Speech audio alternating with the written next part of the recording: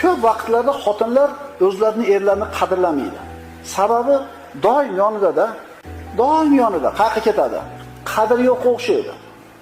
Ammo Hadicha onamiz, yana qaytarib aytaman, Rasulullohning xizmatiga bir odamni buyurib qo'yishi mumkin bo'lib turib, lekin xizmatida o'zi qoyim bo'lar edi. Hadicha onamiz Muhammad alayhisalomni yo Rasululloh deb chaqirar edi. Endi ayollar bor, erlarni nima deb chaqirishini o'zlari biladi. Yana ayrim ayollar bor. O'zi turibdi. Eri kelsa bolasiga buyuradi. Bor, dadangga choy damlab. Bor, unday qilib ber. Bor, kiyimini olib qo'y. O'zi turibdi. O'zi xizmatini qilsa bo'ladi. Ammo nima deydi? Nima qilib qo'yganman deydi? Tug'ib qo'yganman deydi. Katta qilib qo'yganman deydi.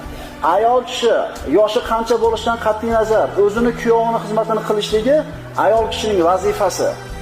Va bu narsa ayol kishini qadrini oshiradi. Erini oldida ham, odamlarda oldida.